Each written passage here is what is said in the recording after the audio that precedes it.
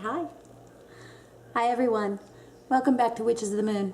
I'm your Saturday hostess, Sunshine Morning Ray, and this week's topic is familiars. Now, before I go into whether or not I have a familiar, I'd like to kind of discuss what a familiar is. Now, they're not to be confused with a totem animal, because a familiar is definitely not a totem animal. A totem is usually referred to as specifically a totem owl, or an owl spirit, or an owl, if it were an owl was your totem.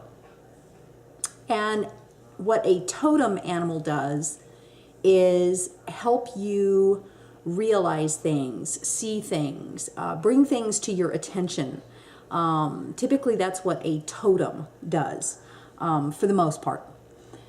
A familiar, on the other hand, and this has been changed greatly over many years, but currently what a familiar is known to be is an animal that assists us in our magical workings. Whether that be, I know you do, whether that be psychically or physically, they're known to be an animal that helps, that encompasses actually a spirit that has been drawn to you and that you have been drawn to, that helps you in your magical workings. Now, I do know that history shows typically that what a familiar was specifically a demon spirit that would basically go into something like a contract with a witch in helping them do things in their magical practices. And some familiars came in animal forms and some didn't. Some were actually just spirit. And typically it was said that they were demons that would basically have a blood contract with the witch to assist them in their magical practices. And once that contract was up, they left. They were gone. Sometimes they came back, sometimes they didn't. And in turn, what the witch had to do was fortify this demon in this blood contract. And I won't go into how that actually was done. But that's where I believe that the Christian faith gets the idea that familiars are evil, Satan, devil type things. Since then, I mean, there's been lots of changes. For instance, I believe in the early 1600s, there was a prince of Rome who was given a very large poodle that would actually go into battle with him, and all of his opponents and his men honestly felt that this dog was, and the dog's name was Boy. You can look it up on the internet. It's spelled B-O-Y-E. That this dog was inhabited by a spirit of a woman from Norway or something like that, and that the dog protected him in battles and had an uncanny ability to do things that they didn't feel that the common dog did. So it became known, Boy became known as this prince's familiar. So there's a wide range of what a familiar is. there's just no way that I could go into all of the details of what a familiar is and its transformation over the centuries. But I can tell you what it is basically today. So currently, what a familiar is most commonly thought to be is a spirit that has inhabited some type of animal. For the most part, it doesn't have to be an animal. It can be in spirit form alone. But for right now, I believe what we're talking about is animal familiars. So let's say this spirit has inhabited this animal and comes to you or draws your attention in some way, and you take this familiar or spirit to heart, into your home, into your practice, and you notice that this particular animal will stand out from the rest. It will do things for you. It will do things with you. It will help you with things that others just don't do. Now, it is possible for a familiar to leave you. One way, of course, would be the passing of the animal. But it is possible for that familiar to, or that spirit, to transform itself into another animal or inhabit another animal and possibly come back to you. Usually not. What it usually does is it moves on to another who is in need of its services. Now, a familiar can help you in many ways. Most people are accustomed to seeing the black cat with a witch. I believe the biggest portrayal of that is probably Sabrina the Witch, the cartoon or whatever it is. She has a black cat, and that black cat does things for her. It protects her. It helps her solve problems. It just does things for her. That is the most commonly known familiar, is a cat. And a lot of people resonate more with a cat than what they would do with another animal. So the spirit who is seeing that this witch or this person is needing assistance and wanting to offer their assistance will actually take the form of a cat.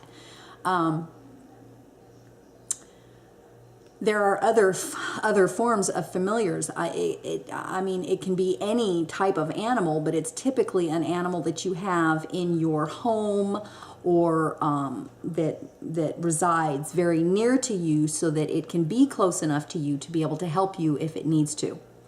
I can tell you in my 30 years, I have had 3 familiars, and that's it. And I have had a lot of animals. All 3 of my familiars have been dogs.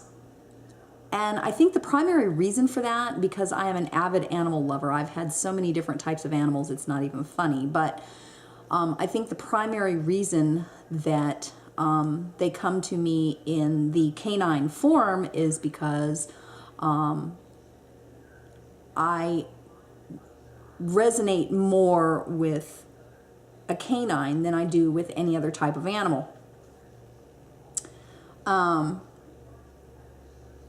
So, for those of you who are wondering, Ziggy, can you come here for a minute? Come here. Come here. Come here. Come on. Come and say hi. Yes, Ziggy is one of my familiars. Ziggy came to me as a very, very newborn puppy into the world. And when I saw him, for some reason, him out of all the others, he called to me. But by no means have I ever been a poodle person at that time. I wasn't really sure that I wanted him, but I kept seeing him and kept thinking about him for some reason. And then I ended up bringing him home as a puppy. Shortly after I brought him home, though, the person who gave me Ziggy decided she wanted to try to charge me money for him. An outrageous amount, mind you.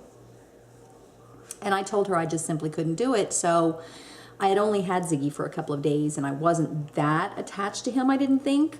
So I took him back to her and I left him. And when I came home that evening, I actually did a prayer and a session with Hecate, and I told her what had happened and had her, because it started to hurt. I mean, I was bothered by it.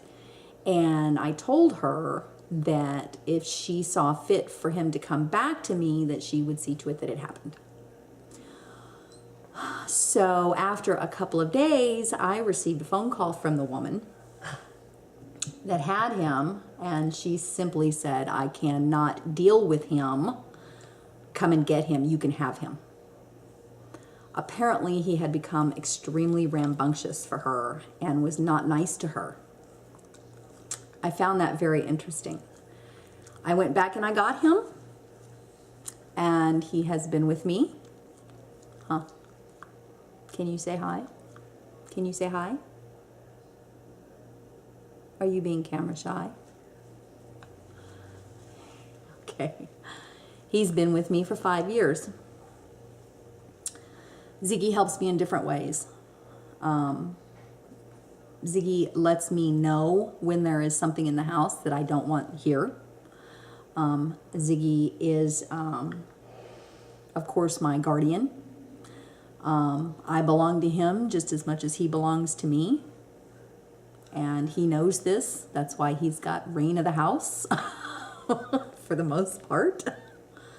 Whereas the other two that y'all have seen don't act the same way. They're dogs. They're playful, they're lovable, they're my kids away from my kids, but they are definitely pets. They just don't seem to have the same mindfulness and spirit that Ziggy obviously carries for me.